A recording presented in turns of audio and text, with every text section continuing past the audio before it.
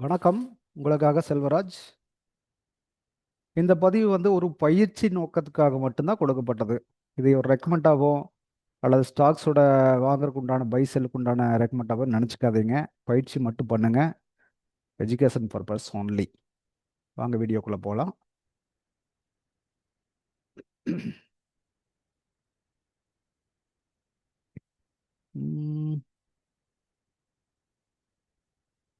இது நம்மளோட யூடியூப் சேனலுங்க. இதில் வந்து பார்த்தீங்கன்னா இப்போ உங்களுக்கு லிங்க்கு டெலகிராம் லிங்க் இருக்கும். இதை கிளிக் பண்ணிங்கன்னா டெலகிராம்குள்ளே போய்டும். இது வந்து டெய்லி அப்டேட் கொடுத்துட்ருக்கு. மார்னிங் பாருங்கள், அந்த அப்டேட்டை தெரிஞ்சுக்குங்க. அது என்னென்ன கொடுத்துட்ருக்கேன்னு தெரிஞ்சுக்கலாம். அதுக்கு பின்னாடி வந்து பார்த்தீங்கன்னா செகண்ட்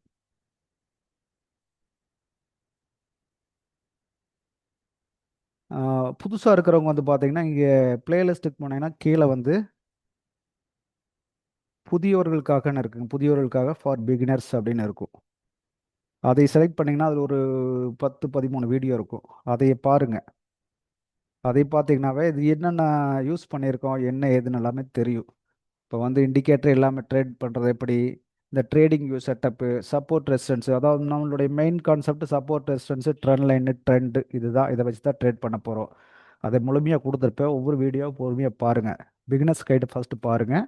அதுக்கு பின்னாடி வந்து மற்ற வீடியோஸையும் பார்க்க ஆரம்பிச்சிருங்க. Daily update, Nifty update, stock update, கோல்டோட அப்டேட் மூணையும் கொடுத்துட்ருக்கேன். கண்டினியூ பண்ணுங்கள். ஸ்கிப் பண்ணாமல் பாருங்கள். அப்போ தான் முழுமையாக அது என்ன கொடுத்துருக்கேன்னு தெரியும். சரி, வீடியோக்குள்ளே போகலாங்க. இன்னைக்கு ரிலையன்ஸ் ஸ்டாக்ல வந்து பார்த்தீங்கன்னா ரிலையன்ஸ் பார்க்குறோம். ரிலையன்ஸ், ஹெச்டிஎஃப்சி பேங்க் அது ரெகுலராக பார்த்துட்டு இருக்கோம். இப்போ ரிலையன்ஸ் எடுத்திருக்கோம். ஏற்கனவே நேற்று போன வீடியோவில் பேசின மாதிரி ரிலையன்ஸ் என்ன நடந்திருக்குன்னு செக் பண்ணி பாருங்கள். நேற்று ஆல்ரெடி கொடுத்த ரெசிஸ்டன்ஸ் ஏரியா தான், சப்போர்ட் ஏரியா தான் கொடுத்துருந்தோம். நேற்று மார்க்கெட் வந்து கம்ப்ளீட் ஆனது, முடிஞ்சது இங்கே முடிஞ்சிருந்தது. ஒரு சப்போர்ட் ஏரியாவுக்கு பக்கமே முடிஞ்சிருது. அப்போ இன்னைக்கு என்ன நடந்திருக்குது அதில் அப்படின்னு நம்ம பார்க்கணும். இன்னைக்கு என்ன நடந்திருக்குதுங்க அதில்? இங்கே வந்து பார்த்தீங்கன்னா மார்க்கெட் ஓப்பன் ஆனது வந்து பார்த்தீங்கன்னா இந்த இடத்துல ஓப்பன் ஆகிருக்குது. இங்கே ஓப்பன் ஆகி கீழே வந்துட்டு மேலே போய் அதுக்கு பின்னாடி கீழேயே வந்து முடிச்சிட்டோம் மார்க்கெட் இன்னைக்கு. அப்போ இங்கே நம்ம ஒரு ஆல்ரெடி வந்து இந்த லைன் வரைக்கும் வரலாம்னு சொல்லி நேற்று பேசியிருந்தோம். இந்த லோ வந்து டச் பண்ணலான்னு. இப்போ இன்னைக்கு அந்த இடத்துல தான் வந்து எகைன் ஃபர்ஸ்ட் ஓப்பன்லேயே வந்து அங்கே டெஸ்ட் எடுத்து தான் மேலே போயிருக்கு. போயிட்டு கீழே வந்து எகைன் மேலே போய் கீழே வந்து அதை பிரேக் பண்ணிட்டுருக்கேன். இப்போ என்ன அடுத்த லெவல் என்னன்னு பார்த்தீங்கன்னா இந்த ரேஞ்சில் 1 ஹவரில் போட்டுருக்கோம்.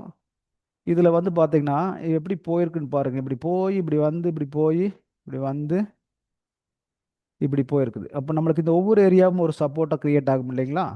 அப்போ வந்து பார்த்தீங்கன்னா இது ஒரு ரேஞ்சாக இருக்கும். இந்த ரேஞ்ச் எடுத்துட்டிங்கன்னா இப்படியே ட்ராக் பண்ணிங்கன்னா தெரியும். கரெக்டாக அது சப்போர்ட்டாக அங்கே ரியாக்ட் ஆகிருக்கு.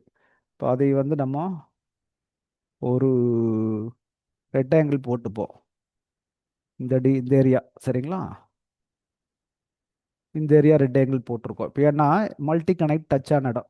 இந்த இடம் வந்து ஒரு சப்போர்ட்டாக ரியாக்ட் ஆகிருக்குது இன்னைக்கு டுடே. அப்போது இந்த சப்போர்ட் ஒர்க் ஆகுமா அப்படின்னு கேட்டிங்கன்னா இப்போ அங்கே தான் இன்னைக்கு வந்திருக்கு. ஏற்கனவே வந்து இங்கே போட்டிருந்த ஒரு சப்போர்ட் ஒன்று போட்டிருக்கோம், ரெசிஸ்டன்ஸ் போட்டிருக்கோம். இது வந்து இன்னைக்கு ரெசிஸ்டன்ஸாக மாறி இருக்கும் இல்லையா? அந்த ரேட்டுக்கு கீழே வந்தாவே ரெசிஸ்டன்ஸாக மாறிடும். ரெசிஸ்டன்ஸாக மாறிடுச்சு. மார்க்கெட் வந்து அதுக்குள்ளேயே போயிட்டு எகைன் திரும்பி வந்துருச்சு. இதை 5 மினிட்ஸில் பார்த்தா உங்களுக்கு இன்னொரு ஐடியா கிடைக்கும். இன்னைக்கு 30 டே. கொஞ்சம் ஜூமாக வச்சுக்கலாம். இப்போ இங்கே பார்த்தீங்கன்னா ம்,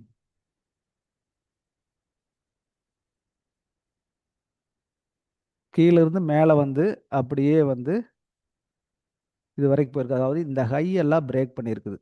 நேற்று வந்து இங்கே நின்ன மார்க்கெட்டு இந்த லைன் ஏற்கனவே ஒரு முன்னாடியோட சப்போர்ட்னு பார்த்தோம். இந்த இடத்துல தான் வந்து மார்க்கெட்டு நின்றுருக்கு. கீழே லோ நின்று இன்னைக்கு காலையில் ஓப்பன் ஆனோன்னா கீழே வந்து போட்டு கரெக்டாக இந்த லைனை டச் பண்ணிட்டு முன்னாடி இருந்து ஒரு ஏரியா பார்த்து இப்போ லைன் போட்டிருந்தோம். தொட்டுட்டு அப்படியே மேலே போய் முடிஞ்சிருக்குது. அங்கிருந்து அடுத்த மூமெண்ட் என்ன? இந்த ஹையை கட் பண்ணிச்சு, இந்த ஹையை கட் பண்ணிச்சு. அடுத்து போக வேண்டியது இந்த ஹை வரைக்கும் போயிட்டு மார்க்கெட் ரிவேஸ் ஆக ஆரம்பிச்சிருச்சு. மார்க்கெட் ரிவேஸ் ஆக ஆரம்பிச்சது உடனே வந்து பார்த்தீங்கன்னா இந்த ரேஞ்சுக்குள்ளே வந்துருச்சு. ரெசிஸ்டன்ஸ் ஏரியாக்குள்ளே வந்துருச்சு. வந்த பின்னாடி பார்த்தீங்கன்னா அப்படியே கீழே கொண்டு வந்துட்டான். கீழே கொண்டு வந்து இந்த சப்போர்ட். இதை வந்து ரன்னிங்கில் நம்ம ட்ராக் பண்ணணும். மார்க்கெட்டிங்கை முடிஞ்சிருக்க இங்கே ஓப்பன் ஆகுதா, அப்போ கீழே எது இருக்குது மேலே எது இருக்குது அப்படின்னு மார்க் பண்ணணும். அப்படி பண்ணியிருந்தோம்னா ஈஸியாக நம்மளால் ஐடென்டிஃபை பண்ண முடியும். இப்போ வந்து பார்த்தீங்கன்னா அங்கே அப்படியே கீழே வந்தது மார்க்கெட்டு, அதுக்கு பின்னாடி பாருங்கள் மேலே இது வரைக்கும் வந்திருக்கு. ஆனால் இங்கே வந்தால் தான் ட்ரெண்டு மறுபடியும் பை ட்ரெண்டுக்கு போகும். அது கீழே இந்த லோவை உடைக்காமல் இருந்திருந்தான்னா இங்கே விட்டுட்டு இப்படியே மேலே போயிருக்கணும், இப்படி போயிருக்கணும். ஆனால் வந்து என்ன பண்ணிட்டா, லோ பிரேக் பண்ணிட்டா. லோ பிரேக் பண்ணிட்டாலும் செல் ட்ரெண்ட் கண்டினியூ பண்ணுறான்னு அர்த்தம். அப்போ என்ன பண்ணுறான், மறுபடியும் மேலே போகிறான். இந்த ஹைக்கு வர முடியல. எகைன் வந்து கீழே அங்கேயே கன்சல்டேஷன் ஆகி ஏற்கனவே வச்ச லோவையும் உடச்சி முடிச்சிட்டான். இப்போ உடச்சி முடிச்சிட்டானாவே அங்கே வீக் ஆகிட்டான்னு தானே அர்த்தம். இப்போ இது 1 ஹவரில் பார்ப்போம். அடுத்தது என்ன ஸ்டெப் நடக்கிறதுக்கு பாசிபிலிட்டி இருக்குது அப்படின்னு பார்த்தோம்னா, இங்கே பாருங்க, இப்போ இதையே இந்த ஜோனுக்குள்ளே தான் நிற்கிறான். அதாவது இந்த ஜோனோட லோன்னு பார்த்தீங்கன்னா இந்த இந்த இடத்துல லோ வைக்கலாம். இந்த லோ மார்க் பண்ணலாம். இப்போ இங்கே வச்சிருக்கிற லைனை இங்கே கூட மார்க் பண்ணலாம். அதுக்கு அடுத்தது ஜோனோட லோ பார்த்தீங்கன்னா எக்ஸ்ட்ரீம் லோனா இந்த லோ தான். இந்த லோ தான் இங்கே வந்து கூட திரும்பி போகிறதுக்கு வாய்ப்பு இருக்குது மார்க்கெட்டு. அப்போது நம்ம இதையே ஐடென்டிஃபை பண்ணணும். இப்போ நாளைக்கு வந்து என்ன பண்ணுவான் அப்படின்னு தெரிஞ்சோம்னாவே நம்மளுக்கு ஒரு ஐடியா கிடைக்கும். இப்போ வந்தவன் இங்கே முடிஞ்சிருக்கிறான். பட் நாளைக்கு வந்து இங்கே வந்தான்னா இந்த லோவையும் உடைக்கிறதுக்கு வாய்ப்பு இருக்கா, இல்லை இப்படியே மேலே போகிறதுக்கும் வாய்ப்பு இருக்குது. இங்கே இதே நியூட்ரல் ஓப்பனானா மறுபடியும் மார்க்கெட் மேலே போகலாம். கீழே வந்தானா இது வரைக்கும் வரலாம். ஃபர்ஸ்ட் இந்த ரேஞ்சு தான். இந்த ரேஞ்சு பிரேக் பண்ணால் அடுத்த லெவல் தான். இந்த ரேஞ்சை பிரேக் பண்ணுறது சாதாரணமான வேலையான இல்லை. ஏன்னா இங்கே ஒரு லோ இருக்குது. அதே வந்து பாருங்க இங்கே சப்போர்ட்டாக இருக்குது. எல்லாம் சேர்ந்து கவர் ஆகும்போது மார்க்கெட் இங்கிருந்து திருப்பறக்கு தான் ட்ரை பண்ணுவான். ஏன்னா இங்கிருந்து ஒரு நல்ல வால்யூமோட மேலே போயிருக்க மார்க்கெட். அப்போ மேலே போனோன்னா இங்கே வந்து தொட்ட மறுபடியும் மேலே போகிறதுக்கு பாசிபிலிட்டி அதிகம். கீழே வர்றதுன்னா இது உடச்சா தான் கீழே வரக்கூடிய சான்ஸ் குறைவாக தான் இருக்கும்.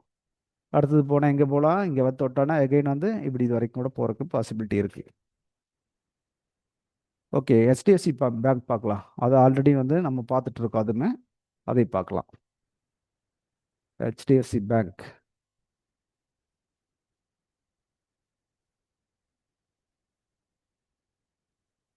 HDFC பேங்க் என்ன பண்ணியிருக்கேன் இன்னைக்கு, ஓப்பனான இடத்துல இருந்து மார்க்கெட் எங்கே ஓப்பன் ஆயிருக்கு, இந்த கேண்டில் டு ஓப்பன் கேண்டில்.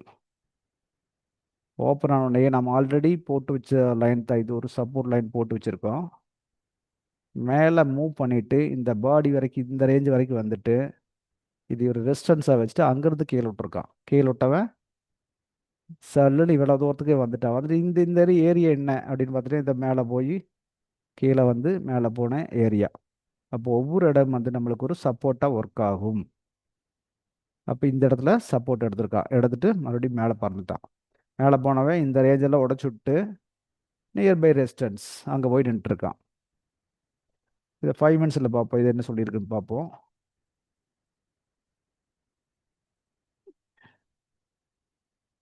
ம் 5 மினிட்ஸில் பார்த்தீங்கன்னா உங்களுக்கு இந்த ஏரியா தெரியும். 5 மினிட்ஸோட இது ரொம்ப சுருக்கி பார்க்க வேண்டியதாக இருக்குது. அதனால் 50 மினிட்ஸ் போகலாம். எங்கே சப்போர்ட் எடுத்திருக்கா அப்படிங்கிறத நீங்கள் கவனிக்கணுங்கிறக்காக இதை பார்த்துட்டு இருக்கோம். இங்கே பாருங்கள், இந்த ஏரியாவில் சப்போர்ட் எடுத்துகிட்டு போயிருக்கான். இங்கே ஏன்னா ஒரு மல்டி லெவல் கனெக்ட் கொடுத்துருக்கான். அதுதான் நம்ம ட்ராக் பண்ணி இழுத்தோம். அதாவது மேலே போகிற மார்க்கெட் வந்து போய் கீழே வந்து இப்படி போயிருக்கா இல்லைங்களா. இது சப்போர்ட் தான், இது சப்போர்ட் தான். அடுத்து எக்ஸ்ட்ரீம் லோ இது. அப்போ இப்படி தான் மார்க்கெட் ஒர்க் ஆகிட்டு இருக்கு. அப்போ இந்த சப்போர்ட் எடுத்தவன் எகைன் பறந்துட்டான். இந்த ஹையை உடச்சி மேலே போய் க்ளோஸ் பண்ணிட்டான். பை ட்ரெண்டுக்கு மறுபடியும் மூவ் ஆகிறான்னு இண்டிகேட் பண்ணுறான். இதை பார்த்தோம்னாவே அண்டர்ஸ்டாண்ட் பண்ண முடியும். பழகணும். பழக பழக ப்ராக்டிஸ் பண்ண பண்ண நம்மளுக்கு செட் ஆகிடும். இப்போ கிட்டத்தட்ட ரெசிஸ்டன்ஸ் ஜோனுக்குள்ளேயே போய் நின்றுருக்கா. இங்கேருந்து இங்கே சப்போர்ட் எடுத்த 982 994 வரைக்கும் இழுத்துருக்கா மேலே.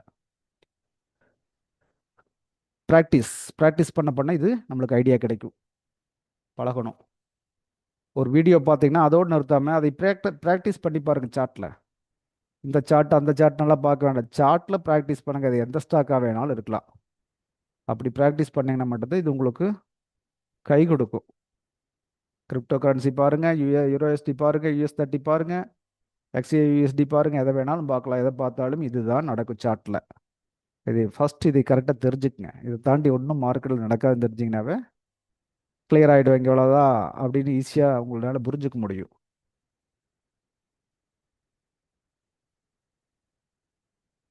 இந்த பதிவு உங்களுக்கு பிடிச்சிருந்தா சப்ஸ்கிரைப் பண்ணுங்க, லைக் பண்ணுங்க, கமெண்ட் பண்ணுங்க, ஃப்ரெண்ட்ஸுக்கு ஷேர் பண்ணுங்க. நன்றி, வணக்கம்.